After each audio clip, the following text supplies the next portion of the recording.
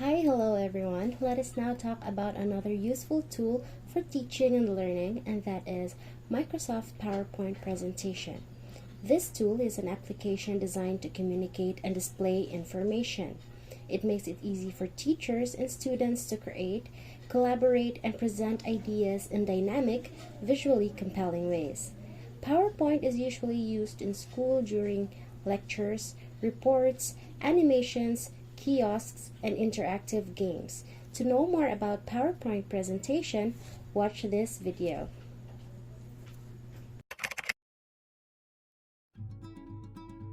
PowerPoint is an easy-to-use program that lets you design your own presentations. You can use it to create slideshows, presentations for work, multimedia projects, and just about anything else you can imagine. When you open PowerPoint, there's a good chance you'll be taken to the Start screen first. From here, you can access recent presentations or create something new, either from scratch or from one of the built-in themes. In this example, we'll click Blank Presentation. Next, you might want to take a minute to explore the interface and make sure you know your way around. Why don't we begin with the ribbon, which is the collection of tools and features at the top of the screen.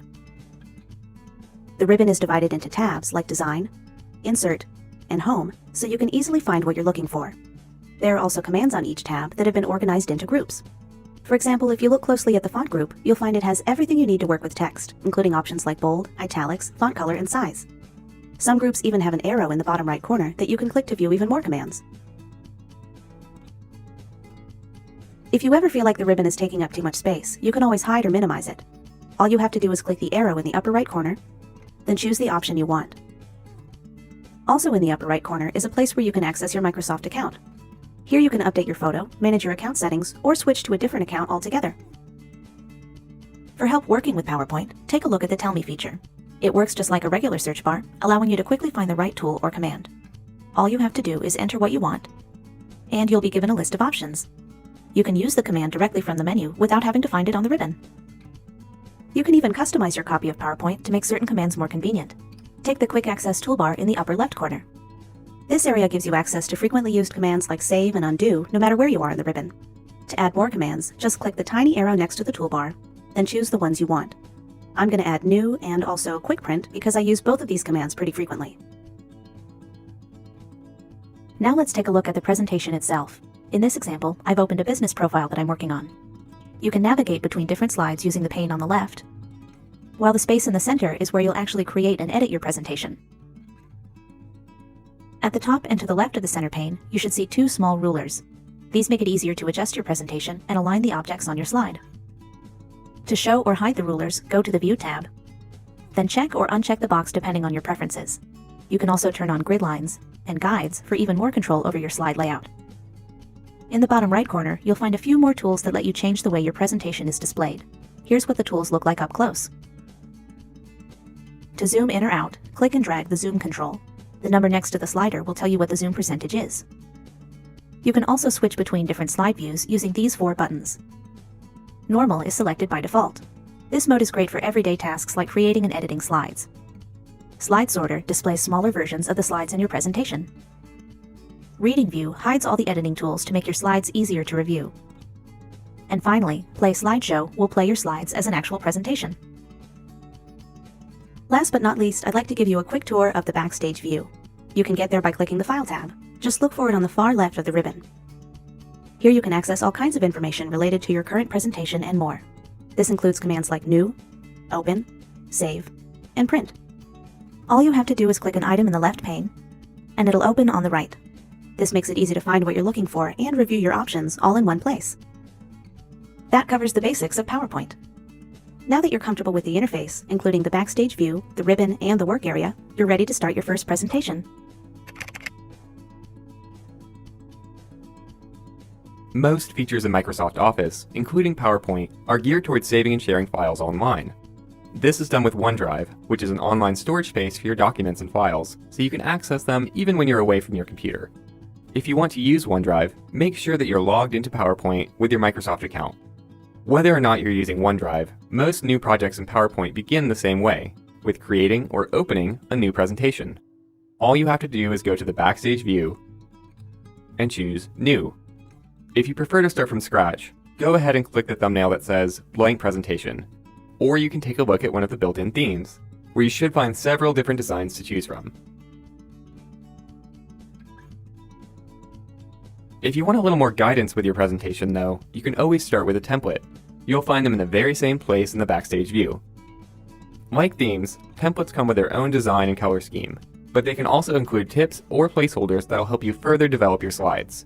To use a template, you can either click one of the suggested search terms, or search for something more specific. If you see a template you like, just click to view a preview, then click the Create button, and you can start adding your own content to the slides. Opening an existing presentation is also pretty easy. Again, you'll want to go to the Backstage view, but this time, click Open in the left pane.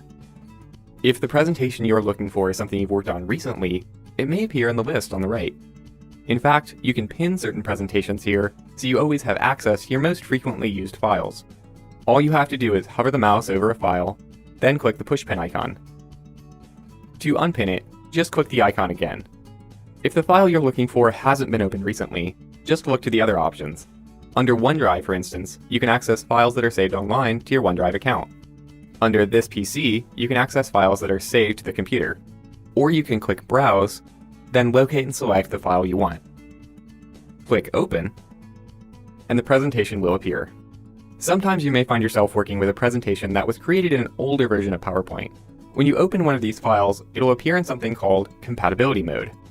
This mode is designed to disable certain features, so people who have older versions of PowerPoint can still collaborate on the file. If this isn't a concern for you though, you can easily convert the file to the current version. To do this, go to the Backstage view, then click the button that says Convert. Choose where you want the copy to be saved, and you can give it a different file name if you want. Do keep in mind that converting an older presentation can cause a few unexpected changes to your slide layout. However, it will also give you access to all the current features and commands. Okay, those are the basics. Now you know how to create, open, and convert presentations in PowerPoint. Most features in Microsoft Office, including PowerPoint, are geared towards saving and sharing files online. This is done with OneDrive, which is an online storage space for your documents and files, so you can access them even when you're away from your computer. If you want to use OneDrive, make sure that you're logged into PowerPoint with your Microsoft account. Whether or not you're using OneDrive, it's important to save your work frequently, in case PowerPoint or your computer shuts down unexpectedly. Let's take a look at the regular save command first. You'll find it on the Quick Access toolbar. Just click, and if it's a new presentation, you'll be taken to the Backstage view. Here, you can save the presentation to OneDrive or your computer. In this example, we're going to save the file to this computer. Click Browse to choose a location. Next, enter a file name for the presentation, and click Save when you're done. Now you can save your progress as you continue to work on the presentation. All you have to do is click the Save command on the Quick Access toolbar. Alternatively, you can press Ctrl+S on your keyboard. If you want to save a different version of the file, maybe in a different location or with a different file name, you can go to the Backstage view, select Save As, and then follow the same steps. As you can see, the Save As location defaults to OneDrive, but if you primarily save presentations to your computer, you might want to change this setting so that this PC is always selected. To do this, click Options in the Backstage view. Then click Save in the left pane, and check the box that says Save to Computer by default. When you're done, click OK to close the dialog box. If you ever forget to save, or if PowerPoint crashes while you're working, don't worry. The Auto Recover feature saves a backup copy of your presentation automatically. To recover a file that was lost without saving, all you have to do is reopen PowerPoint, and the Document Recovery pane should appear on the left. Here, you can access any auto-saved versions of the file. By default, PowerPoint auto-saves every 10 minutes, so if you were working on something for less than 10 minutes, you may not be able to use this feature. Next, I'd like to show you how to export your file to an alternative file type. You can access your options in the Backstage view under Export. PDF is a good choice if you need to send a file to someone who doesn't have PowerPoint. This format makes it possible for anyone to view but not edit the presentation. Under Change File Type, you can access several other formats depending on what you need. For example, if you're sharing with someone who has PowerPoint 2003 or earlier, you'll need to send them a 97 to 2003 presentation instead. Finally, let's take a look at more ways that you can share by going to Share in the Backstage view. Here, your choices will vary depending on whether or not the file is saved to your OneDrive account. For example, if it is saved to OneDrive, you can share it online and invite specific people to collaborate with you. This lets you work on the exact same file with friends, coworkers, and other OneDrive users, so you don't have to keep track of multiple versions, or keep sending the presentation back and forth. Alternatively, you can get a link that you can share any way you want. The way you choose to save and share in PowerPoint is up to you. It just depends on the presentation. With so many options, you should be able to accomplish exactly what you need, whether it's exporting your file as a PDF or sharing it online. I've been working with a local animal rescue, and I think a PowerPoint presentation is just what we need to showcase some information about their adoptable pets. But how do we get from this to a presentation that looks like this? The key is understanding how slides, layouts, and placeholders work. Let's take a look at placeholders first. When you start with a new slide, it'll usually contain one or more placeholders. Placeholders can contain text, pictures, charts, and all kinds of different objects. To find out what you can do with a placeholder, just hover over the icons here, or simply click and start typing to add text. The arrangement of these placeholders is controlled by the slide layout. This layout happens to include one placeholder for the title, and 2 more for content. You can choose your layout when you first insert a slide, or you can change it later depending on the type of content you're working with. To insert a new slide, look to the New Slide command on the Home tab. You can use the top half to add a slide in the same layout as the one that's currently selected, or use the bottom half to open the menu, and choose the exact layout you want. You can even insert a blank slide and add your own text boxes and objects later. Changing the current layout is just as easy. All you have to do is click the Layout command and make a new selection from the menu. This time we're going to choose the section header layout. At this point, instead of inserting more placeholder slides, I'd like to try copying and pasting some of the slides I've already created. This can really save you time when the slides you need are so similar to the ones you already have. Just select the slide you want to copy, then click the Copy command on the Home tab, or press Ctrl-C on your keyboard. Next, click in between or below the slide where you want the copy to appear, then go back to the ribbon and click Paste. Alternatively, you could press Ctrl-V on your keyboard. And you can paste as many copies as you need. Now that I have these copies to use as a sort of template, I no longer need those 2 content slides that we started with. So I'm going to delete each slide by selecting it, and then pressing Backspace or Delete on my keyboard. I'm also going to move this section header so it appears a little later in the presentation. To do this, click and hold the thumbnail, then just drag and drop it into place. Now we're going to take a closer look at the slide itself, along with some ways that you can customize it. The important thing to remember is that nothing is set in stone here. You can always adjust your layout and change the look of your slides any way you want. To delete a placeholder, for example, all you have to do is select it, then press Backspace or Delete on your keyboard. Placeholders can also be moved using the drag and drop method, and resized using any of the sizing handles here. And let's just add some text here before we continue. Of course, if you need to add an additional text box to your slide, there's a way to do that too. This can come in handy when you're working with a blank slide, or with a presentation that's already been highly customized. Just go to the Insert tab, select the Text Box command. Now you can click and drag to add a text box anywhere you want. You'll want to be careful not to change too much though, especially depending on your level of design experience. If you stray too far from the built-in layouts, it can be difficult to get your presentation looking consistent. Sometimes it may be better to try a different slide layout instead. In other words, one that already has the content arranged the way you want. Or you could choose a different theme using the options on the Design tab. Here's how they work. All you have to do is hover over the thumbnails for a preview.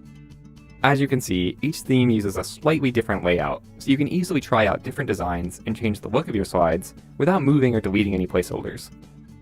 I think I'm going to go with this one. Yeah, that looks really good. There are still a couple more features on the Design tab that'll let you customize your slides. For example, over here on the right, you can change or format your current slide background. You can also adjust the size and dimensions of your presentation if you're not using a widescreen monitor. Okay, now you know how to work with slides, placeholders, and layouts, including a few simple tricks for changing your presentation's design.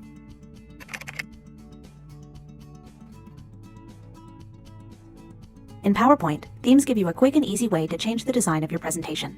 They control your primary color palette, basic fonts, slide layout, and other important elements. In this example, we're already using the default theme, which includes simple text on a plain white background. If we simply switch to a different theme, we can change the overall look of the presentation instantly. To get started, go to the Design tab. Then mouse over the options in the Themes gallery for a preview. As you can see, the background and the theme elements I've used are changing, including the fonts, the colors, even the arrangement of the slide. You can also click the arrow in the bottom right corner to see all of the themes at once. Let's see. I think this one looks nice and simple. To apply a theme, all you have to do is click the thumbnail, and the change will take effect immediately. Now every slide has been given a fresh new look, including the picture slide here. Another interesting thing about themes is the fact that each one uses its own set of slide layouts. These layouts control the way your content is arranged, so the effect can be pretty dramatic. If we go back to the gallery, for example, and switch to a different theme, you can see how easy it is to completely change the look of your presentation. Why don't we go with this one? You can even try a different version of your current theme using the variants on the right. Just mouse over the options for a preview. I think this feature is really neat because it lets you change your color scheme and fonts without giving up the overall look of the design. Keep in mind, trying out different themes like this will only work if you take advantage of what they have to offer. That means sticking to the built-in slide layouts and using theme elements whenever possible. Let's take a look at what happens if I change my title text to a non-theme color, for instance. We'll go with the dark red here at the bottom of the menu. I'm also going to change this to a non-theme font. At this point, if we go back to the Design tab and choose a different theme, you'll see that the text is going to keep the formatting I applied no matter what, even if it doesn't work well with the design. Now, this doesn't mean you shouldn't use non-theme elements in your presentation. It's just good to know how they work so you can use them to your advantage. If you don't like the way your changes have turned out, all you have to do is go to the Home tab, click the Reset command, and PowerPoint will reset your current slide to the default. Themes are a great option for creating consistent, professional-looking presentations, even if you don't have much experience as a designer. They're easy to use and can be changed at any time, so don't be afraid to experiment.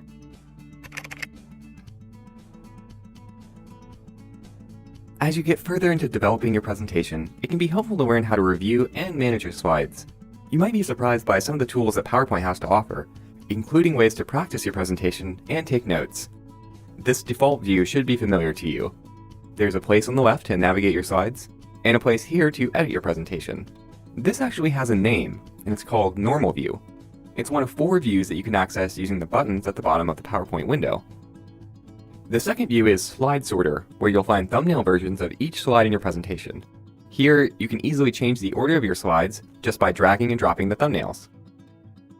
Up next is Reading View.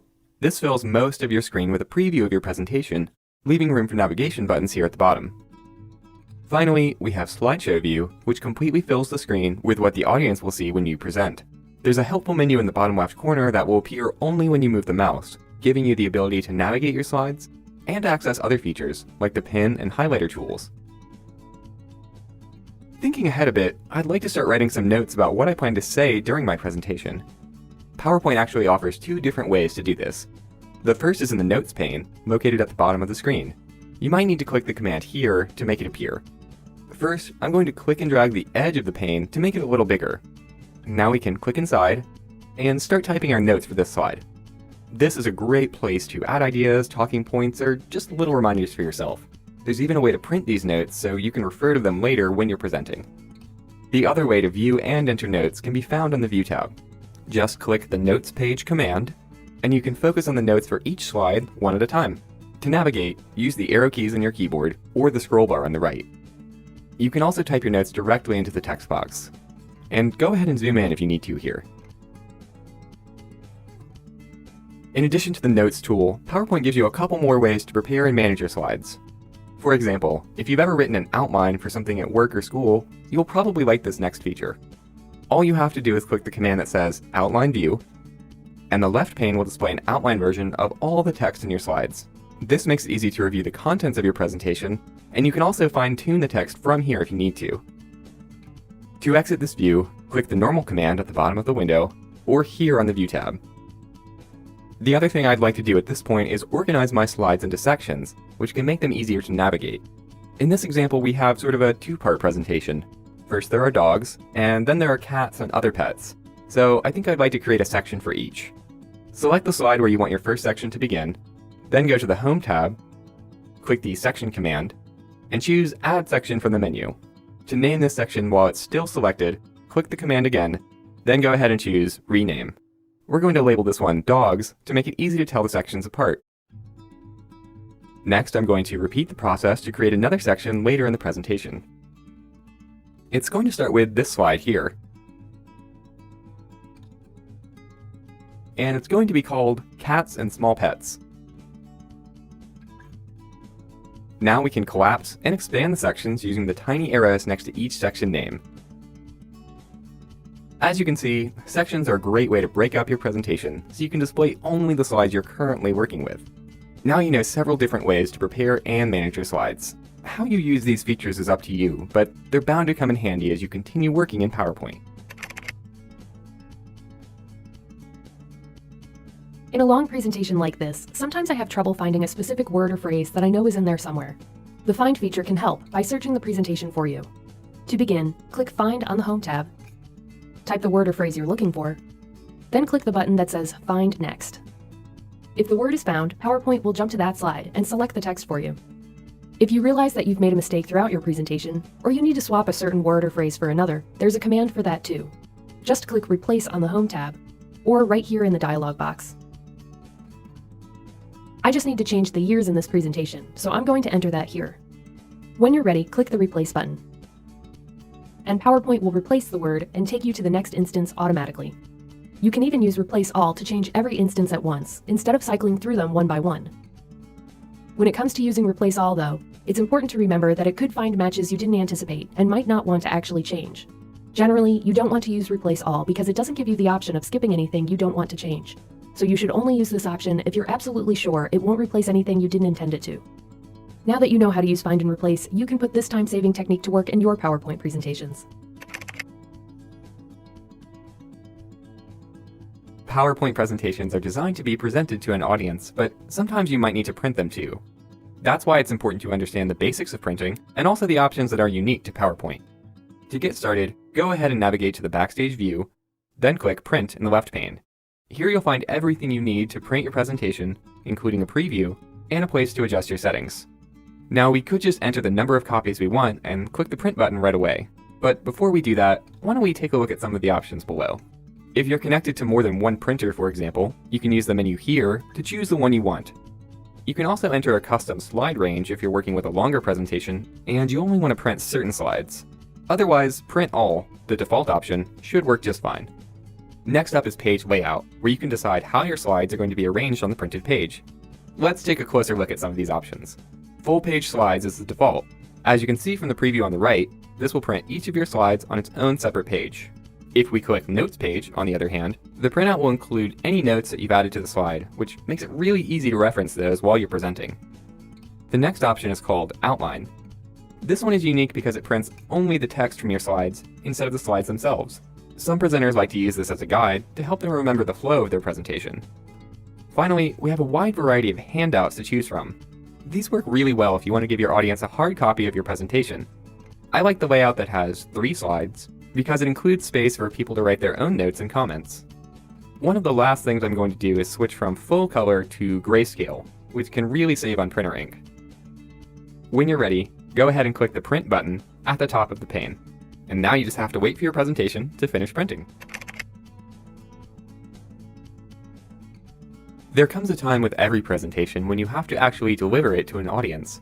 Luckily, PowerPoint comes with several different tools that can help you give a smooth, professional-looking presentation. When you're ready, there are many ways to start playing your presentation. For example, using the command on the Quick Access toolbar, the button at the bottom of the window, or the options on the Slideshow tab. In this example, we're going to click the button here, which will take us to the first slide in the presentation. Alternatively, you could press the F5 key on your keyboard to do the same thing. To go to the next slide, you can click your mouse, or press the spacebar on your keyboard. You can also use the arrow keys on your keyboard to go backwards or forwards. You can also use the menu in the bottom left corner that appears only when you move your mouse. This gives you easy access to navigation buttons, and also some other options that can help during your presentation. Have you ever wanted to access something else while you were in the middle of a presentation, for example? Maybe a website or a file in another program. All you have to do is click Screen, then choose Show Taskbar. Now you can access the File Explorer, your web browser, and anything else that you have pinned to your taskbar. When you're ready to exit the program, all you have to do is close or minimize the window, and you'll be taken straight back to the full screen presentation. Getting back to the menu, another tool I use pretty often is Show All Slides. Just click the button here. This displays a thumbnail version of each slide in your presentation, so you can easily skip ahead or go back. You can access the same feature by right-clicking anywhere on the screen, then choosing See All Slides. Now would be a good time to practice using some of the drawing tools, which can help to call attention to specific things in your presentation. Just open the menu here, and you can turn your cursor into a pen, a highlighter, or even a laser pointer. First, select the tool you want, then click and drag to draw anywhere on the screen. This makes it easy to point out the most successful fundraiser, for example, and also the least successful. Drawing with your mouse can be a little tricky, so you might want to try the feature out before you use it in front of an audience. To erase any markings, open the menu again and choose one of these options. When you're done, you can switch back to the regular mouse pointer by deselecting the current tool. I think I'm ready to wrap this up, so I'm going to exit the slideshow now and go back to PowerPoint. To do this, just press Escape on your keyboard, or navigate past the final slide in your presentation, or go to the Slide Options menu and choose End Show. Before we leave, PowerPoint will ask if we want to keep the ink markings we just made. I'm going to keep them for now, which means that they stay on the slide, but we can delete them at any time. Just select the mark, then press Delete or Backspace on your keyboard.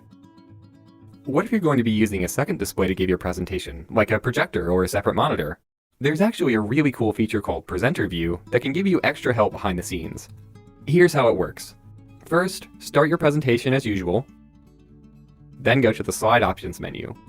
Next, choose Show Presenter View, and you'll be taken to a special set of tools that only you can see. The audience will just see the presentation as normal. The layout is pretty different compared to normal presentation mode, but if you look closely, you'll find a lot of familiar features. For example, here are most of the options that we discussed earlier, including the pen tool, the Show All Slides button, and also arrows for navigation. There's even a place to keep track of the time, preview the upcoming slide, and reference any notes that you've added, all of which can come in really handy. When you're done, go ahead and click the button that says End Slideshow. There's just one more thing I'd like to show you that can help with your presentation, depending on what you need. Make sure that you're on the Slideshow tab, then click Set Up Slideshow. And you can access settings that control how your presentation is played. For instance, if you ever need your slideshow to run on a loop, maybe at a kiosk or a trade show booth, there's an option for that here. You can also control which slides are included in the presentation, whether they advance manually or automatically, and much more. Now you know how to present your slideshow in PowerPoint. With a little practice, and with so many extra tools, you'll be a better presenter in no time. As you create more and more PowerPoint presentations, you're probably going to find yourself using a lot of bulleted and numbered lists. Lists are a great way to present information to your audience because they break up the information into manageable pieces. We're going to talk about the different ways that you can customize your bullets or numbers to give a distinctive look to your lists. The first thing you should do is select the list. And on the Home tab, you'll find the Bullets drop-down arrow, which lets you select a different style. And if you would prefer to use a numbered list, you can click the Numbering drop-down arrow. Let's say we're using a numbered list, and maybe this list is actually a continuation from the previous slide. Instead of counting up from 1, we might want to start with, say, 5. First, go to the Numbering drop-down arrow, and then click Bullets and Numbering. This is where you'll go whenever you need to customize your bullets or numbers. Where it says Start At, you can just change that to a different number, and now it will count up from the new number. For this list, I want to use bullets, but none of these choices really match the presentation. Luckily, there are many more bullets we can choose from. Go down to Bullets and Numbering. Here you can either choose a picture to be your bullet, or you can click on Customize to choose a symbol, and that's what I'm going to do. You can use any of these symbols as your bullet. And I kind of like this one. Click OK, and you'll see your symbol appear in this area. You can also change the size, or the color. You can choose any of these colors, and if you don't see the exact color you want, you can click More Colors. And when you click OK, the bullets will appear in your list. I think these bullets are much more interesting now. You have many different options for customizing lists, and you can really tailor them to fit the style of your presentation. Indents and line spacing are two things that you can use to control how the text looks on a slide, and you can adjust them whether you use normal paragraphs or a bulleted or numbered list. If you just want to quickly add a first-line indent to a paragraph, you can put the insertion point at the beginning of the paragraph and press the Tab key. And you can see that this only affected the first line of the paragraph. So if you add a first-line indent to each paragraph on a slide, it kind of helps them stand out from one another, which can make the text a little bit easier to read. There's another way to change indents, and this affects all the lines. First, I'm going to select the paragraphs I want to change, and then I'm going to push the lines to the right and add more space between the image and the text. On the Home tab, click Increase List Level, and you can see that the left edge of the text moves to the right. That's actually a little too much space, so I'll just click Decrease List Level.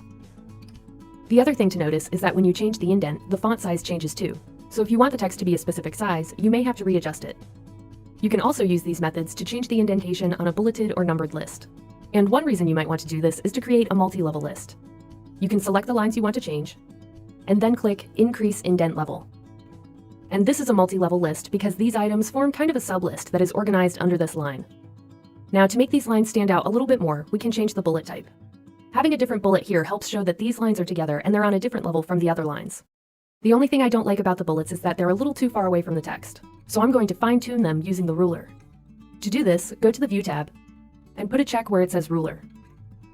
When you select the lines, you'll be able to see the indent markers, and with bulleted lists, you can just move the hanging indent marker to control how far the bullet is from the text. I want it to be pretty close to the text, but not too close. This can really make your list look more polished. Now I'm going to go back to the paragraphs. And I'd like to adjust the spacing in between the lines to open this up a little bit. So you can just select the paragraphs, and on the Home tab, go to the Line Spacing command. You can choose a line spacing value here, but I'd really like something that's in between these two values, say 1.3. To do that, just go down to Line Spacing Options, and type in the value that you want here. While we're here, we can adjust the paragraph spacing, which is the extra space before and after each paragraph. I'm going to change the spacing after to 12 points. This has spread the lines out a little bit, and you can also see that the paragraphs are farther apart now, which is going to make it easier for the audience to read the text. Indents and line spacing can really make the difference between a presentation that looks pretty good and one that looks polished and professional. I'm almost finished with this presentation. I've typed in everything I need to share about the company's new wellness program, but I'd like to add some pictures to make my slides look a little more interesting. It's easy to insert a picture using the placeholders on your slides. All you have to do is click the icon. But there are actually a few ways to add an image, even if your slide doesn't have a placeholder like this. It all starts with the Insert tab. I already know what picture I want to use for this slide, and I have it saved to my computer. That means I can use the Pictures command to locate the image and insert it. The picture will appear on the slide. To move this picture while it's still selected, I'm just going to click and drag where we have plenty of room over here. Now let's take a look at the next slide. I don't really have an image in mind for this part of the presentation, but PowerPoint does have some built-in options we can use. Just go back to the Insert tab and click the Online Pictures command. From here, you can use Bing to search the web for images.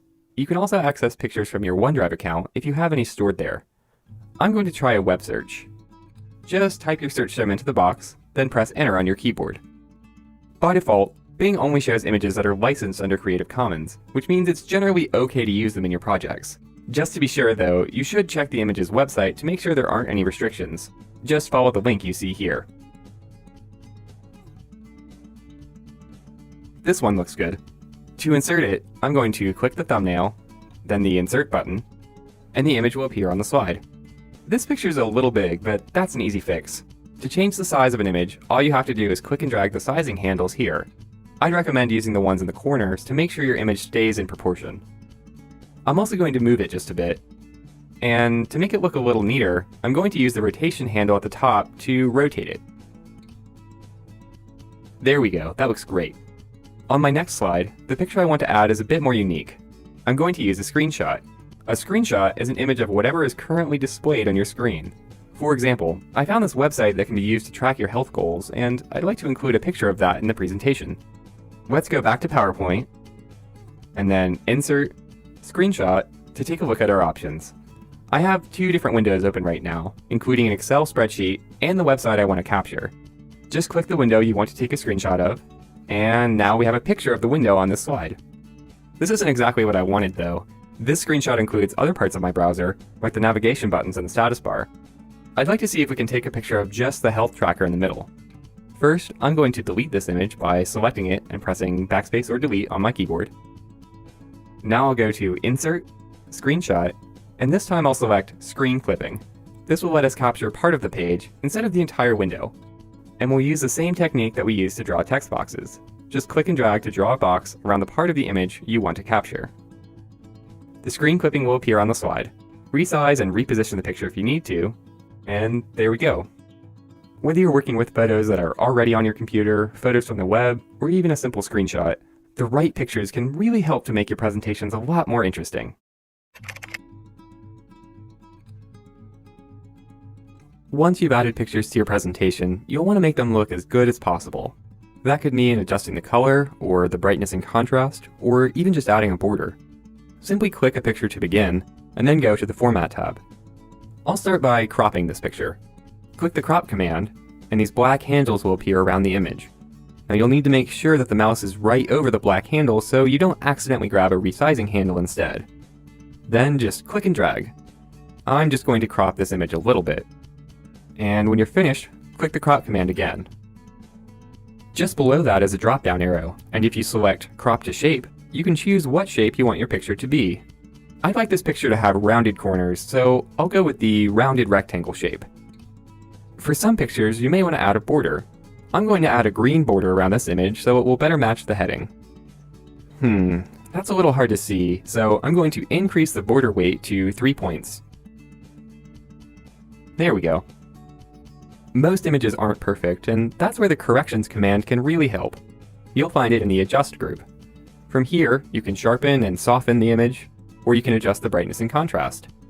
For this one, I'm just going to make it a little bit sharper to help bring out the details. If you want to modify the color, go to the Color command. Here you can adjust the color saturation, tone, or even recolor the image. I'm going to adjust the color tone to make the picture look just a little bit warmer. Alright, I think this picture looks pretty good now, so I'm going to go through and see if any of the other pictures need adjustments. This picture already looks really good, but I think there are a couple things we could do to spice it up. From the Format tab, go to Artistic Effects, and hover over the options until you find one you like. Some effects may work a bit better than others, depending on the picture you're using.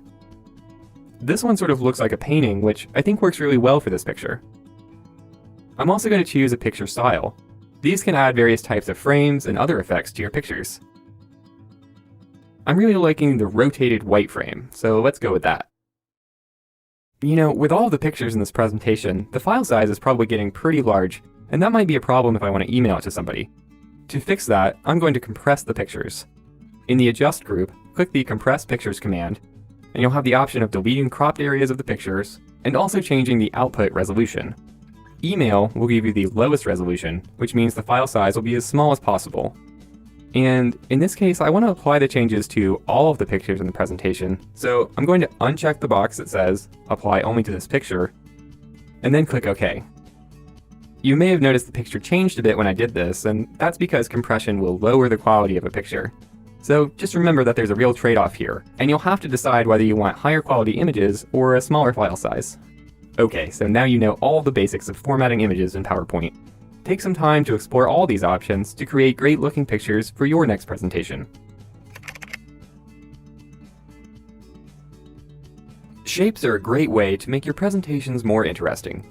PowerPoint gives you a lot of different shapes to choose from, and they can be customized to suit your needs, using your own color palette, preferences, and more. To get started, go to the Insert tab, click the Shapes command, then take a look at the menu and see if there is anything you want to use. In this example, we're going to select the heart shape here. To draw your shape, click and drag the mouse roughly where you want it to go. The shape will appear with your current color scheme. The quickest way to change the look of your shape is to use one of the predefined shape styles on the Format tab. These options will depend on the colors that are part of your current theme. Just hover over each one for a preview and see if there's anything you like. You can also use the commands on the right to choose your own formatting options, such as the fill color, outline color, and other shape effects. You can even change the shape itself if you want to try something different. Make sure that the shape you want to change is selected. Then click the Edit Shape command on the far left of the Format tab. You can then choose a new shape from the menu. I'm going to go with the sun shape. And I think I'd like to make a few more tweaks.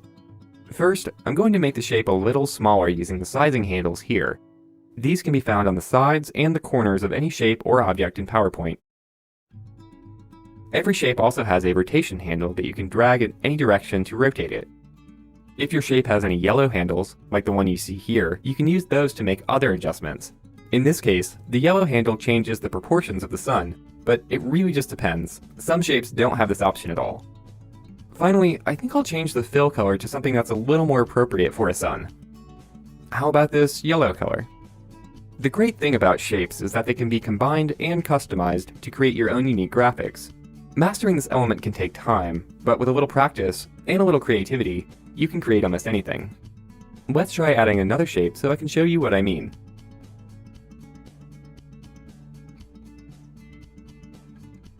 And I'll just tweak the fill color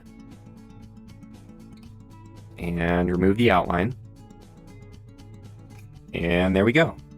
When you're working with multiple shapes, there may be a time when you want to change the order so the correct shape is in front or on top. This will come up a lot with shapes, so it's a good technique to know. Just right-click one of your shapes, then go to Bring to Front and Send to Back. Now you may need to experiment with these options to make sure your shapes are arranged the way you want. In this example, I've selected the cloud shape, and I want to move it behind the sun. So I'm going to choose Send to Back, then Send Backward. And that'll do it. There are so many things you can do with shapes in PowerPoint. This graphic is just one example. So give it a try and see what you can come up with. You can use just one shape at a time, or you can try combining them to create something new. Pictures, text boxes, and shapes are all considered objects in PowerPoint. Sometimes you may need a little help arranging these objects to get your slides to look the way you want. For example, take a look at the different pictures on this slide. Right now they're placed kind of randomly, but I'd rather have them lined up in a row. Of course, I could try to do this manually, or I could get PowerPoint to do it for me. The first thing you'll need to do is select the objects you want to align. To select them all at once, just hold Shift on your keyboard while you click. Next, we'll go to the Format tab and click the Align command.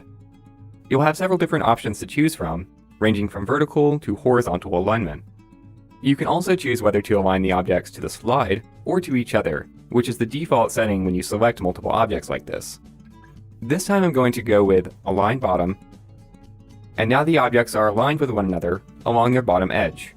Note that they didn't move all the way to the bottom of the slide, they just moved enough to be aligned with one another. Now if we did want to align them with the slide, we could go back to the Align command and check Align to Slide. And now when we click, say, Align Middle, they move to the exact middle of the slide. There's another thing I'd like to change that can be done just as easily. Notice how the shapes are lined up, but they're not quite evenly spaced? To fix that, we'll need to distribute the objects. First, we'll go back to the Align command and choose Align Selected Objects. That's because we only want to put an equal amount of space between each picture. We don't want to spread them out equally across the whole slide. Next, we'll choose Distribute Horizontally, and there we go. Now the pictures have the same amount of space between one another. Alright, now that I have these objects arranged the way I want, I'm going to group them so they always stay together. Just make sure you have each of your objects selected, then click the Group command, and choose Group. Now we have a single grouped object that we can move and resize any way we want. See how each object in the group does the same thing? And if you ever want to ungroup your objects, just select Group, Ungroup. You know, I think I'd also like to add a new shape to this slide, so I'll go to the Insert tab and click the Shapes command. This arrow looks pretty good.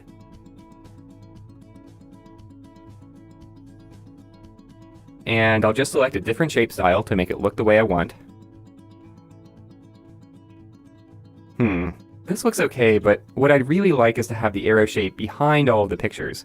Right now it's overlapping and we really can't see them very well. This can happen anytime you have multiple objects, depending on the order they're in. To change the order of an object, make sure it's selected, then go to the Format tab. You have two commands to choose from, Bring Forward or Send Backward, depending on what you need. Now you may need to experiment with these options to find what you're looking for. For example, if I click Send Backward, the shape moves back only one level, basically behind one of the pictures, but the others are still covered up by the arrow. Whenever you're working with multiple objects like this, it can be helpful to turn on the selection pane. From here, you can easily see the order of all the objects on this slide, and even change their order within the pane if you prefer. Okay, so it looks like the arrow shape is still above the other two pictures. So I'm going to click the drop-down arrow here, and choose Send to Back, and that takes care of it. If we look at the selection pane, we can see that the shape was moved to the very bottom, which is why it appears behind the pictures on the slide. Finally, I'm going to group these pictures with the arrow shape so I can resize them and move them exactly where I want without changing any of this other formatting I've done. Okay, everything is perfectly aligned and arranged in the right order. I'm really happy with the way this slide looks. The more you practice using these tools on your own, the better you'll be at working with objects in all kinds of situations. If you really want to add some excitement to your presentation, try adding some animations. PowerPoint has a wide variety of animated effects that can be applied to text and other objects. In this example, I'm creating a very basic quiz that has a question on each slide. I'd like to add animation to these two text boxes, and also the man on top of the moon. To get started, select the first object you want to animate, then go to the Animations tab. Next, click the drop-down arrow to see all the available effects. There are 4 different categories. Entrance, which will happen when the object first appears. Emphasis, which happens while the object is on the slide. Exit, which will cause the object to disappear. And motion paths, which will move the object along a path. I'm going to choose the one called Fly In, which is an entrance effect. For some effects, you'll have different effect options that you can choose from. As you can see, this one lets you change the direction. Let's say I wanted to add a second animation to the text. If we try to select one from the main menu, it's actually going to replace the current effect.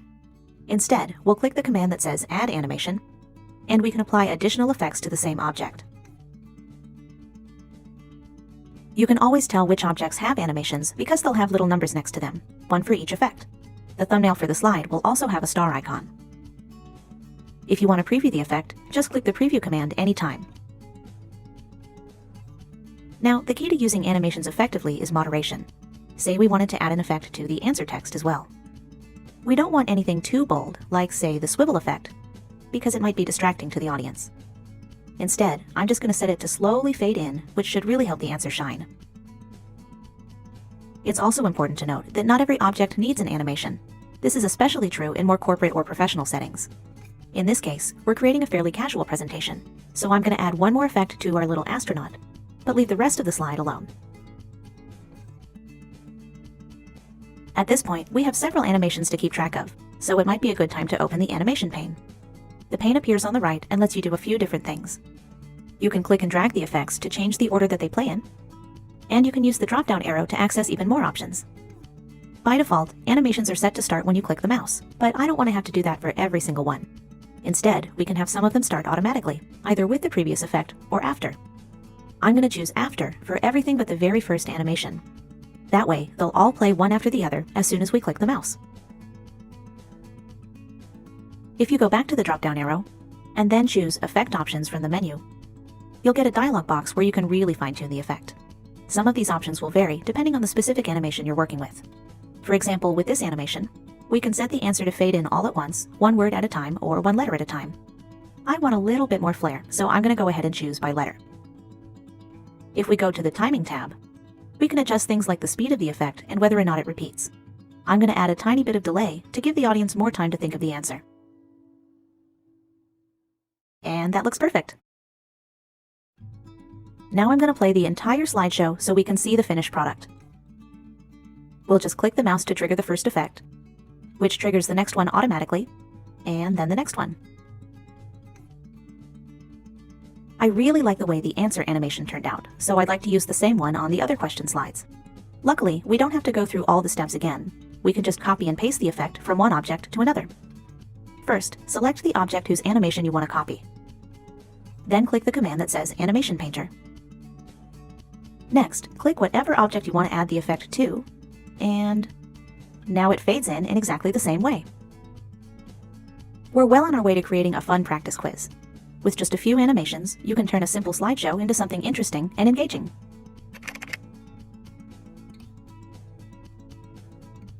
Sometimes you may have a video that you want to play during your presentation. Well, the good news is you can add the video directly to one of your slides, so you can share it with the audience without having to leave PowerPoint. To get started, go to the Insert tab, Then look for the video command on the far right of the ribbon. From here, you can insert a video from the web or one that's saved to your computer. In this example, we're going to choose the second option. Next, select the file you want, then click the Insert button, and the video will be added to your presentation. If the file size is very large, it might take a minute to finish uploading. Just like pictures, videos can be moved and resized any way you want. You can use the sizing handles on the sides or in the corners, and then just drag and drop. To preview the video, click the play button here, and the timeline to the right will start advancing. If you want to jump to a different spot in the video, click anywhere in the timeline. Let's go ahead and pause for a second, so we can take a look at some of the options on the Playback tab. Here you can control things that have to do with the way your video is played. You can even do some simple editing. Say you only want to use part of the video, for example, not the entire thing. You can easily create an excerpt using the Trim Video command. Just look for the little green and red markers inside the dialog box. You can click and drag these to change the start and end times. I'm only going to use a few seconds from the end in this case. When you're done, click OK, and the video will be trimmed to the excerpt you chose. You can also add bookmarks to the video, which you can use to jump to specific points during your presentation. All you have to do is click the timeline to mark the point you want to use, then click the Add Bookmark command, and a little circle will appear. You can create as many bookmarks as you want.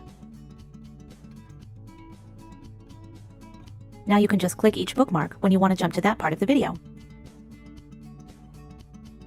By default, when you're giving your presentation, you do have to click the video in order to make it play. What if you want it to start automatically as soon as you get to that slide? Just come up here to the Video Options group, choose Automatically from the Start menu, and that's all it takes. You can also set the video to play full screen, loop until you stop it manually, and more. Finally, I think I'd like to make some changes to the appearance of my video. We can do that by switching over to the Format tab. These options are very similar to what you get when you insert a picture in PowerPoint. For example, watch how easy it is to apply a different video style, which can add a border and other effects to the video. Another thing you can do is choose a different poster frame. That's the image the audience is going to see before you start the video. In this example, we've already set the video to play automatically, so the poster frame doesn't really matter. It's something to keep in mind, however, if you're going to be playing your video manually. So I think we're all set. To preview the video, why don't we start the presentation from the very beginning? There, that looks great. As you can see, you don't have to be an expert to add or edit videos in PowerPoint. You just have to know how to use the tools, and you can do all kinds of interesting things.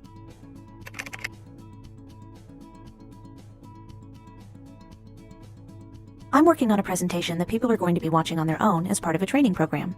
I want it to be as interesting as possible, so I think I'm going to add some audio to spice it up a little.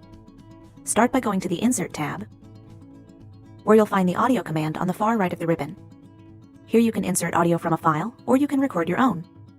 For this first slide, I want to add some intro music that I already have saved to my computer. So I'm going to choose Audio on my PC, and a dialog box will appear. PowerPoint is compatible with several different audio formats, including MP3, WAV, and more. All you have to do is select the file you want, then click the Insert button.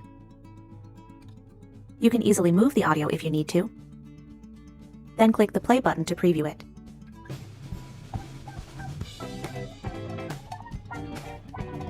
To jump to a different part of the song, just click anywhere on the timeline.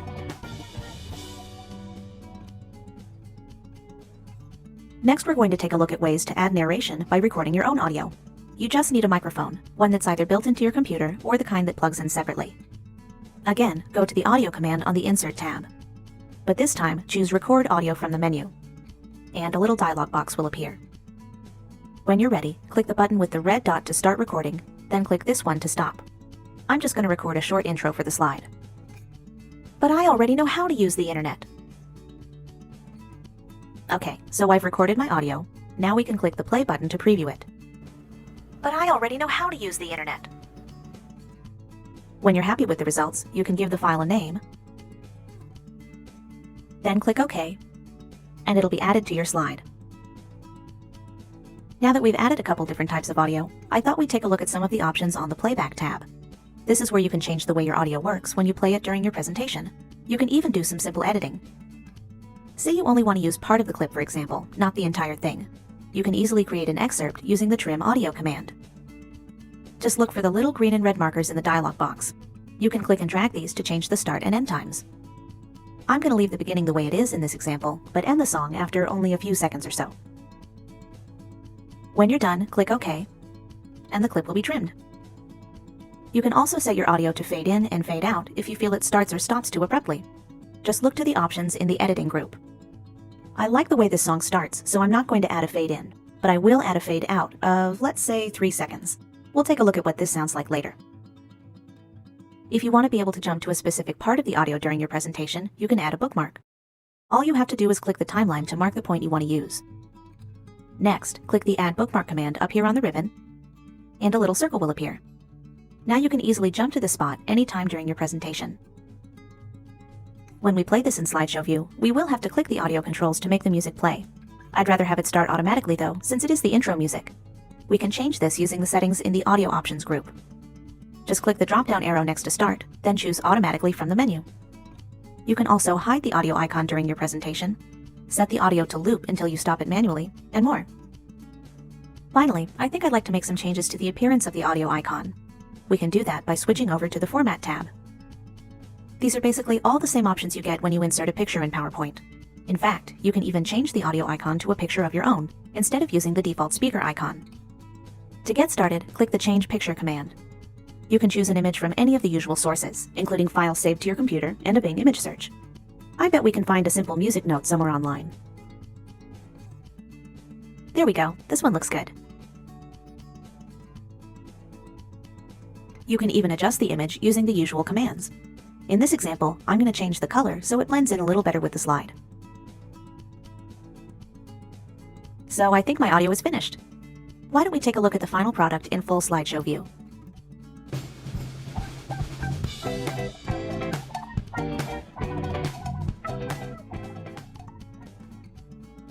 Now you know how to add and also edit audio in PowerPoint, including music, sound effects, and even your own narration.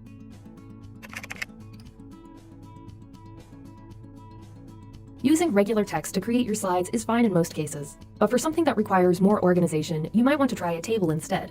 This will let you enter your text in columns and rows instead of lines or paragraphs. To create a table, go to the Insert tab, click the Table command, then mouse over the grid to select the number of cells you want.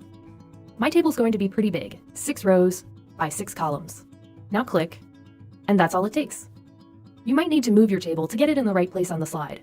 To move your table, just place your cursor on the edge, click and drag, and then let go. To change the size, use the sizing handles here. Now we can enter some of our text. All you have to do is click the cell you want, then go ahead and start typing. You can also use the Tab key or the arrow keys to navigate. Right now, I'm using the down arrow to make my way down this first column. Adding more columns and rows to a table is easy. I'd like to try inserting one under the row that starts with Mystery. To do this, go up to the Layout tab, then look for the options in the Rows and Columns group. Here you can insert a row above or below your current position, or a column to the left or right. To delete a row or column, the steps are fairly similar. First, place your cursor in one of your cells, then click the command that says Delete. In this example, we're going to delete the row. Let's fast forward to the finished table. Now that the data's filled in, I thought we'd take a closer look at the Layout tab, which appears anytime you have your table selected. The first thing I'd like to do is make the table a little bigger. But instead of relying on the sizing handles, I'm going to adjust the height of my current cell here, then click Distribute Rows to make the rows even again. Next, we're going to click the edge of the table to select the entire thing, and then change the text alignment using the commands in the Alignment group. I think centered looks best. Finally, I'd like to combine these two cells into one, also known as merging. This option is useful if your table has data that spans several different rows or columns.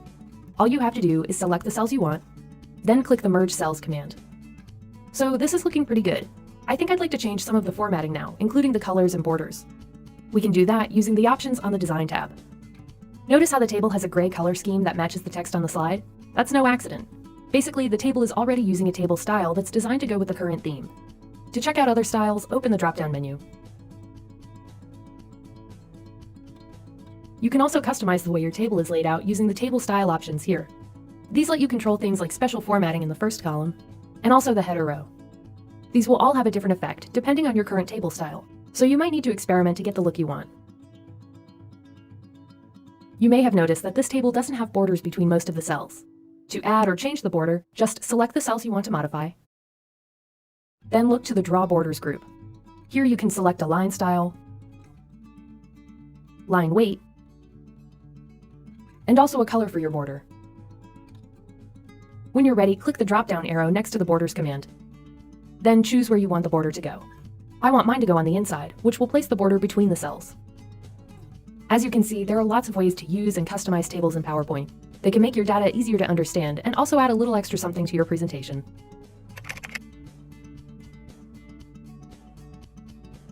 When working with numerical data in PowerPoint, sometimes a chart is just what you need to show the meaning behind the numbers. In this video, we're going to take a look at some of the different types of charts, and also some ways that you can customize them to best represent your data. Column charts are good all-around charts. They work with many different types of data. Whereas line charts are best for showing trends over time. Pie charts are unique because they let you see your data in proportion instead of on a graph. We also have the bar chart, which is basically just a column chart turned on its side.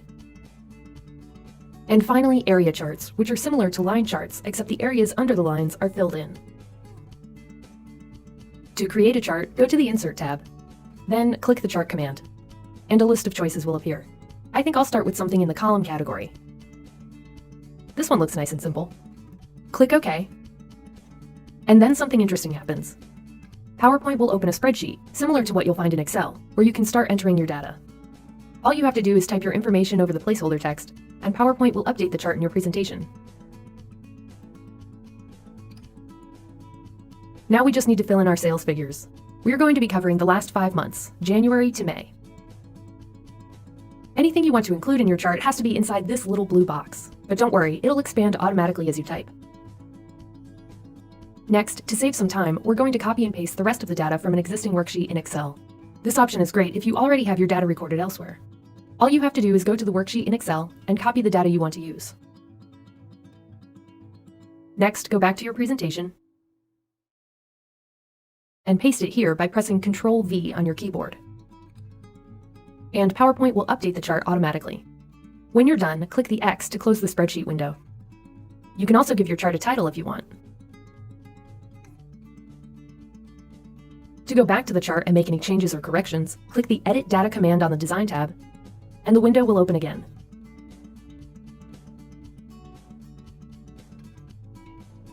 Charts are designed to help you illustrate your point, just like the illustrations in a book. Therefore, things like color, layout, and chart type really do matter. For example, right now the columns are grouped by genre, but I'm more interested in taking a look at trends over time. That means we need to group the data by month instead. Luckily, we don't have to start over. Just make sure you have the Edit Data window open. Then click the chart to select it.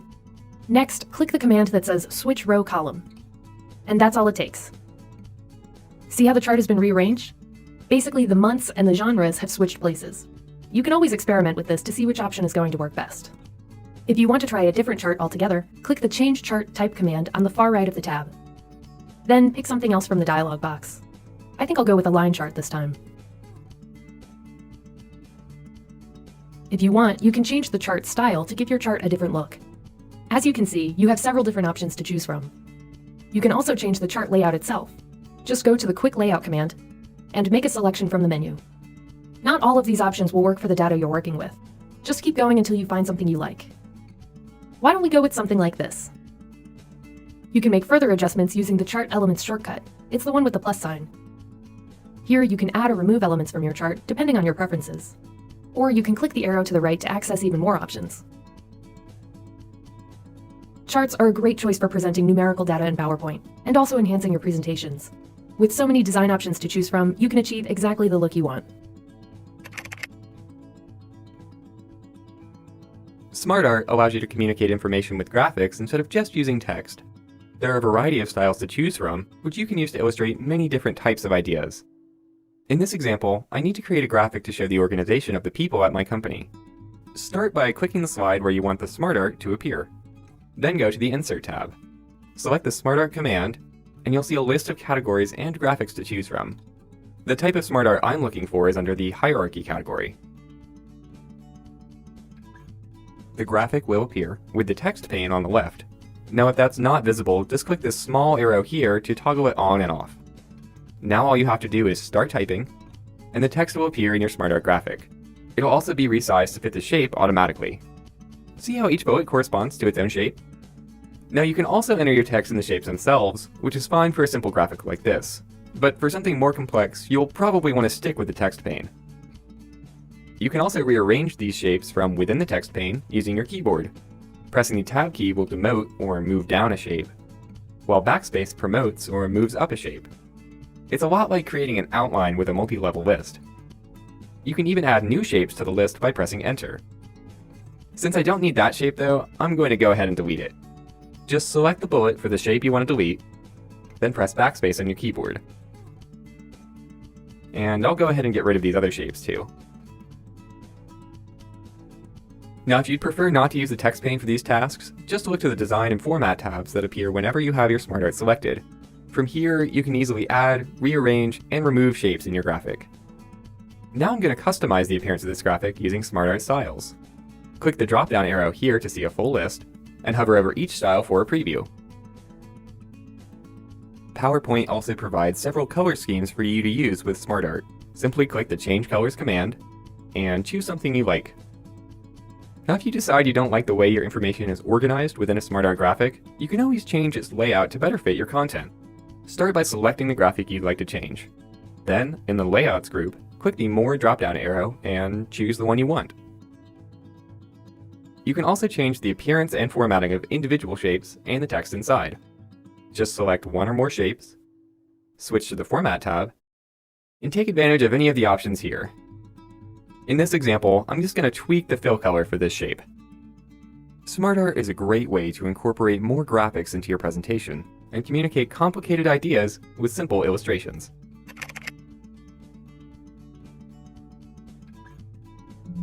Goodwill Community Foundation, creating opportunities for a better life. Don't worry, we all make mistakes when we type. Luckily, PowerPoint includes an easy-to-use spell check that can help you create professional, error-free presentations. All you have to do is go to Review, then click the Spelling command. PowerPoint will cycle through every error in your presentation, giving you the chance to type the corrections yourself, or select one of their suggestions. Click Change to accept the correction and move on to the next error. Spell check isn't perfect though. Sometimes it'll say something spelled wrong when it isn't, like people's names or proper nouns. If that happens, you have a couple of options. Ignore will skip the word one time without changing it. Ignore All will skip the word every time it appears in your presentation. And Add will add the word to the PowerPoint dictionary so it never comes up as an error again. Just make sure the word is spelled correctly before you go with this option.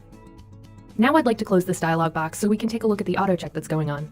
You may not even need to run a separate check because by default, PowerPoint marks spelling errors automatically using these red wavy lines. So let's take a look at what I did wrong. I spelled the word June correctly but forgot to capitalize it. To correct the error, all you have to do is right-click and choose the proper spelling here. Looks like I also misspelled spectacular. If you're curious about changing the spell check settings, just go to the Backstage view, then Options, and Proofing. Here, PowerPoint gives you the ability to change the way it addresses spelling errors, including auto check, or check spelling as you type, as well as the use of grammar check, which helps you find and correct contextual spelling errors. Contextual spelling can help you find words that are spelled correctly but may be used in the wrong way, like the word no as in no thank you versus now I know my ABCs. Check the box here if you want PowerPoint to hide the red wavy lines that mark any spelling errors in your presentation. This is the same as turning off auto check. Notice how the box is checked and disabled now? In this mode, you can still find and correct spelling errors using the command on the Review tab. I prefer to leave the auto check on, however, because this affects all of PowerPoint, not just what you're currently working on. Click OK when you're done to return to your presentation. It's still a good idea to have someone look over your work before you present it to an audience just to be safe. Happy proofing!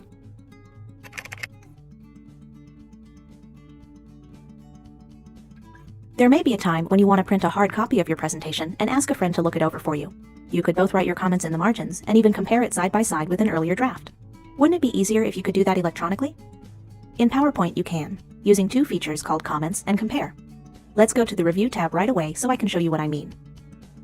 Let's say I'm collaborating on this presentation with a couple coworkers, and I want to make a suggestion about this slide without actually changing it. I'll just add a comment instead by selecting the item I want to reference, and then clicking the New Comment command. Now you can easily type your question or comment. I really do like this graphic. When you're done, click anywhere outside the box or press Enter on your keyboard, and the newly added comment will be represented by this little icon. Anytime you add or click on a comment, the Comments pane will open on the right. This allows you to see all the comments on your current slide in one convenient place. Here we can see that someone also left a comment for us. It's from the person who wrote the presentation. I'm going to go ahead and respond just by clicking where it says reply. See how they're sort of stacked on top of each other now? It's just as easy to edit your comment if you make a mistake or think of something you want to add. All you have to do is click it in the right pane and start typing. If you change your mind and want to delete a comment, like the first one here, that's not a problem. Just make sure it's selected, then click the delete command. You can also go to the menu below and delete all the comments on the slide or all the comments in the presentation. I think I'm getting the hang of this, but I know we have one other person working on the presentation and he's already saved his own version with a couple minor changes. We can decide whether to keep or discard those changes using a neat feature called Compare. All you need is the presentation you have open, and then a copy that's been modified in some way. Click Merge, and PowerPoint combines and compares the two presentations to come up with a list of changes that were made. That's over here on the Details tab. This is still my copy, but now we have some comments from the other version too, and a place to address the revisions. Just click this icon anywhere it appears on your slide, and check the revisions you want to keep. I'm going to go ahead and accept them all. When you're done, click the End Review command. And take note of the fact that any unapplied changes will be discarded. Now that you know how to use the comment and compare features, you can review and collaborate on presentations all without leaving PowerPoint.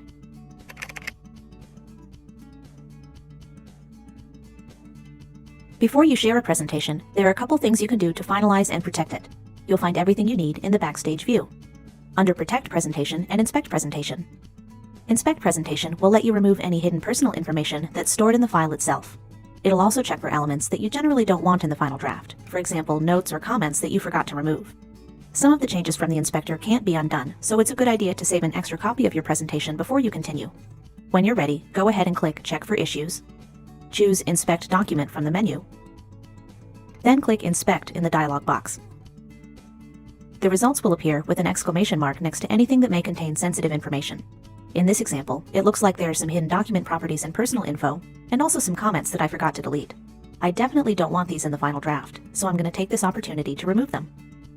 Just click the button to the right that says Remove All, and PowerPoint will erase the data instantly. I'm also going to remove the personal information the inspector found, because the people I'm sharing the presentation with don't really need access to it. Now that our presentation has been finalized, we can protect it to prevent people from making any further changes. This step is optional, but it's a great way to control who's allowed to view or edit your work. All you have to do is click the Protect Presentation command and make a selection from the menu. Some of these options offer a high level of protection, such as Encrypt with Password, which is good for really important or sensitive files. If you don't need that much security though, you might want to consider one of the other options. In this case, I'm going to choose Mark as Final, which will make the presentation read only. This will discourage people from making any more changes to the file, and also let them know that this is the final draft. Once you make your selection, click OK to confirm, then OK again, and the protection will be applied. Now when someone opens the file, they'll see this little bar at the top of the window, and they won't be able to type or delete anything. If they do need to make changes, they can just click the button that says Edit Anyway. This option doesn't provide any actual security for your presentation, however, it's a good way to keep people from changing or deleting something by accident. Now you know how to inspect and protect your presentations using the features in the Backstage view.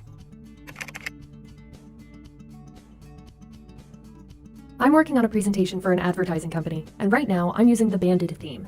The built-in themes look really good, and they're a great starting point, but it's even better if you can customize them so that they're unique to your company or your project. We'll start by going to the Design tab. Here on the right, you have the option of choosing a theme variant. Variants are different versions of the theme you're currently using. They let you quickly change your color scheme and some style elements without giving up the overall look of the design. If you'd like to customize the look even further, click the drop-down arrow here. Let's try some new colors. The marquee colors look good. And you can see that they've changed the background colors and font colors, and just about everything else, but the layout has stayed the same. Sometimes, you may not like every color in a set of theme colors. Fortunately, it's easy to change one or more particular colors to suit your needs. Go back to the Colors menu, and then go to Customize Colors. Here we could pick all new theme colors, but I'm just going to change a couple of them. And when you're done, you can give the theme colors a name and save them. The fonts work basically the same as colors.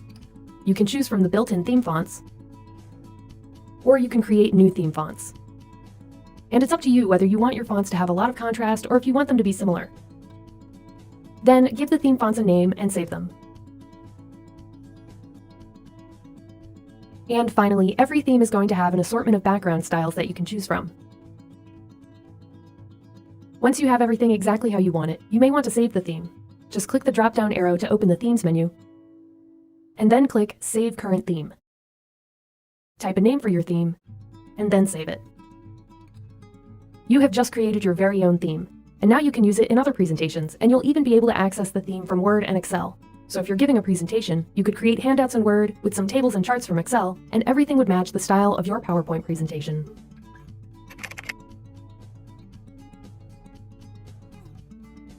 Slide Master View is a special feature that lets you edit multiple slides using only one slide, also known as the Slide Master.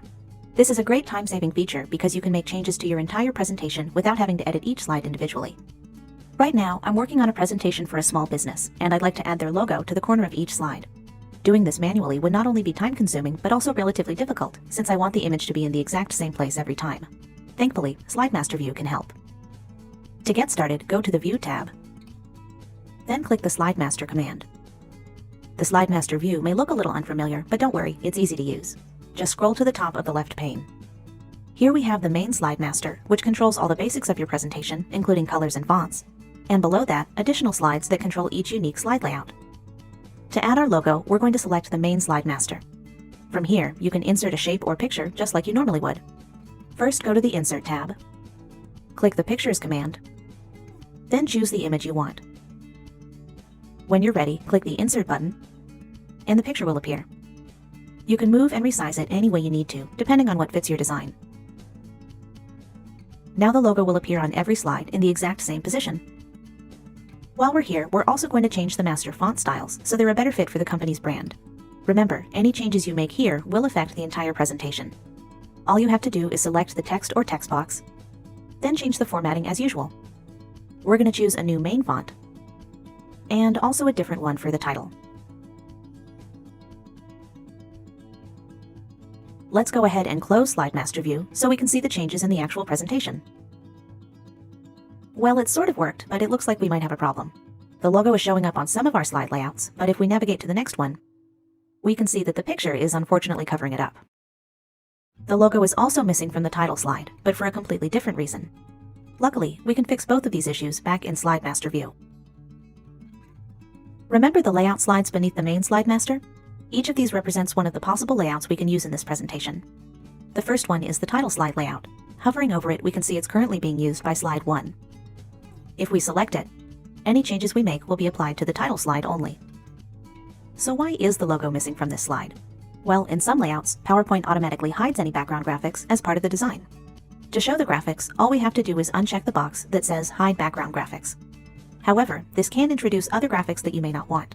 So in this case, I'm going to recheck the box. Now let's fix the slide with the overlapping image. Sometimes it can be difficult just telling these layouts apart, but if we mouse over the picture with caption thumbnail, we can see that several of our slides are using it, so this is the one we want. I really like having the logo in the bottom right corner, but I also like the extra large image. As a reminder, this is what the actual slide looks like. If we just swapped the picture and the text, that would solve the problem pretty quickly. Let's go through the process one step at a time. Changing a layout in Slide Master View is a great way to make it work better for your content. All you have to do is select a placeholder, then you can move or resize it any way you want. We're going to select the title and caption text, and this little black bar, then drag and drop them over to the right. Next, I think I like this cream color in the background. It makes the text much easier to read. So instead of moving it over, I'm just going to delete the dark gray shape that used to serve as the background. Finally, all we have to do is select the picture placeholder, then drag it over to the left, and I think that should do it. Let's exit Slide Master View so we can see how these changes look. Now the logo can be seen in the correct position in the bottom right corner, and we didn't have to sacrifice the large image. This gives the presentation a nice professional feel as we move from slide to slide. There's one more thing you can do with Slide Master View that can really come in handy. You can create your own custom slide layouts if, say, the theme you're using doesn't have something you want. In this example, I'd like to create a layout that has a large picture at the top with the text position below. Let's go back to Slide Master View so I can show you how it works. To create your own custom layout, click the Insert Layout command on the Slide Master tab. You'll be given a mostly blank slide with some placeholders, and maybe even some background graphics depending on the theme. Now, you can move or edit these any way you want. You can even delete them. It's completely up to you. In this case, I'm just going to change the text alignment, and then move the box to the bottom right. To make room for more content, all you have to do is add an appropriate placeholder. We know we want a picture to be part of this layout, so we're going to go all the way up to Insert Placeholder, and then choose the Picture option from the menu. Notice the cursor turns into a little crosshair. That means we need to draw the placeholder. Just click and drag wherever you want it to go. I want mine to be pretty big, so I'm going to be covering most of the slide. Okay, now we have our own custom layout that we can apply to any slide in the presentation. To make it easier to identify, I'm going to go back to the Slide Master tab.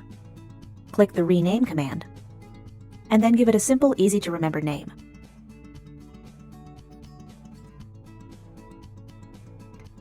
To use your new layout, all you have to do is go back to your actual presentation. Go ahead and click the Layout command, then choose your new design from the menu. There, I think that came out pretty good. We can do the exact same thing for the other product slide.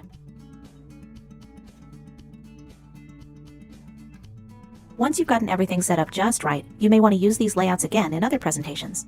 To do this, you'll actually need to save the design as a theme. First, navigate to the Design tab. Then click the drop-down arrow in the Themes group. Next, click the option that says Save Current Theme, and give your theme a name.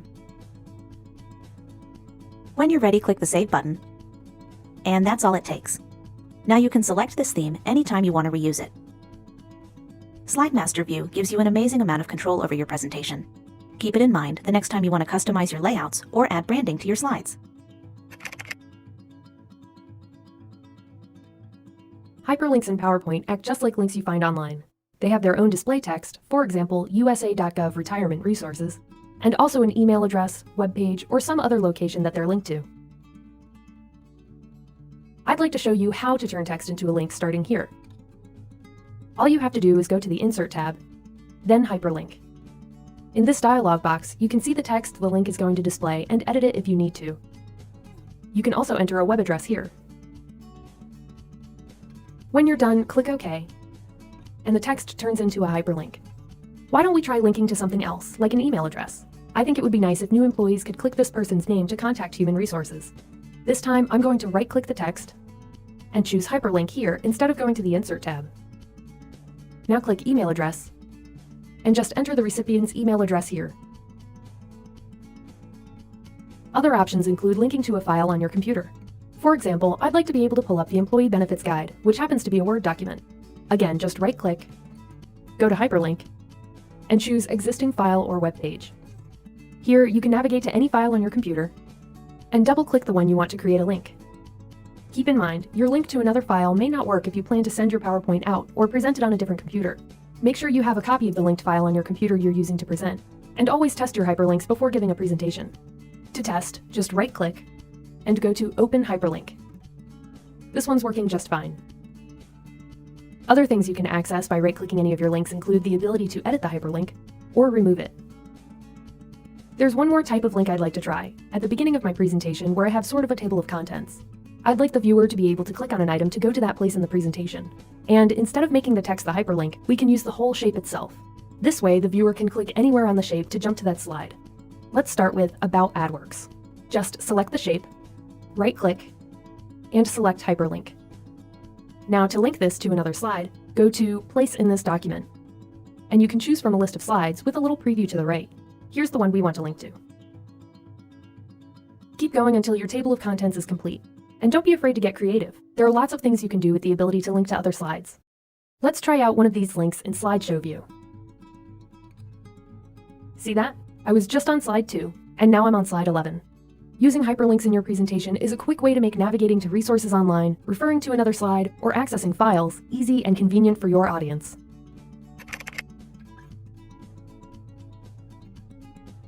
Action buttons are a lot like hyperlinks in PowerPoint. They can be used to connect to another slide, file, email address, or web page, except they give you a button to click instead of a link.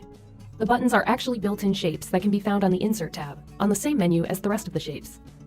You'll find them at the very bottom in a section of their own. Because action buttons are so easy to understand, they're especially useful for self-running presentations. I plan to leave this presentation up for an entire afternoon, so new employees can rewatch it if they need to, or go back to review a specific slide. A few of the action buttons should be familiar to you from browsing the internet, like Home, Back, and Next. To insert one, click to select it, then draw the shape where you want it to be on your slide. Now we can define the settings for the action button. I'm going to leave this one as is, which means it'll hyperlink to the next slide when the user clicks it, basically starting the presentation. Click OK to save and close the window. To go back and edit the button, all you have to do is click the action command. Why don't we go to the Mouse Over tab this time and add a sound that'll play as soon as the user mouses over the button before they even click it. You can also customize the way the action button looks by going to the Format tab. Remember, it's just a shape, so you can change everything from the color and style to the shape itself. You don't even have to use one of the predefined action buttons. I have something else in mind for the rest of my presentation. It involves this list of topics, sort of like a home page, and an action button that users can click to come back here anytime, no matter what slide they're on. To add this special button to every slide, we're going to go to the View tab first, where we can switch to Slide Master. Now select the first one on the list, and continue to the Insert tab to follow the same steps as before. Why don't we use the Home button this time?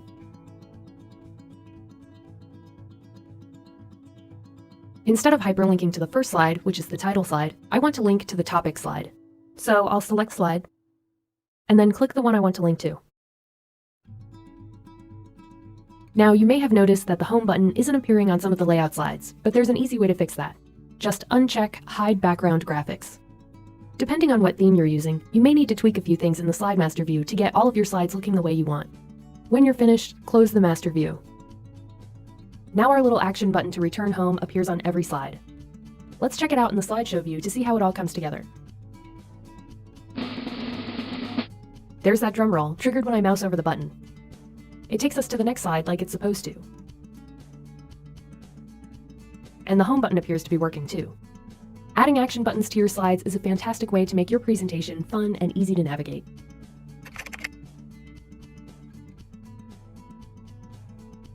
Everyone has their own way of preparing for a presentation. What do you plan to say? How long will the presentation last? The first thing I do when I'm ready to rehearse is go to the Slideshow tab. Not to run a slideshow, but to work on my timing using the Rehearse Timings command. This mode lets you practice your presentation while recording the amount of time it takes to deliver each slide. See the little toolbar in the upper left corner? These timings can actually be used to run your presentation automatically, so you can focus on your talking points instead of advancing the slides. While in rehearsal mode, just click the Next button to move to the next slide, or use the right arrow key on your keyboard. If you need more than one try to get a timing right, you can take a break using the Pause button, and then resume the recording when you're ready. To re-record the timing on the current slide, just click the Repeat button, and it'll reset the clock. Once again, click Resume when you're ready to start recording again. Let's skip ahead to the end of the slideshow.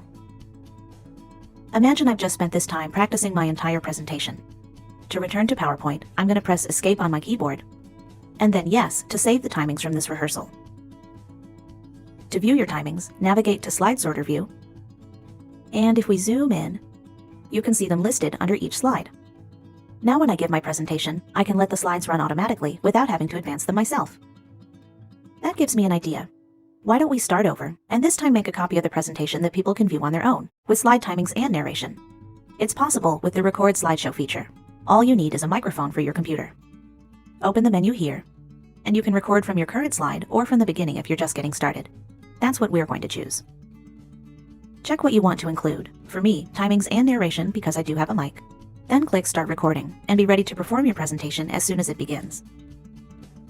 Make sure to speak clearly into the mic if you're recording narration. When you're ready to move to the next slide, click Next or use the arrow key just like before.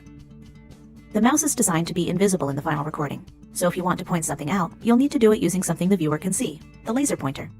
Just hold Control on your keyboard, then click and hold your mouse anywhere on the slide. When you're finished, press the Escape key.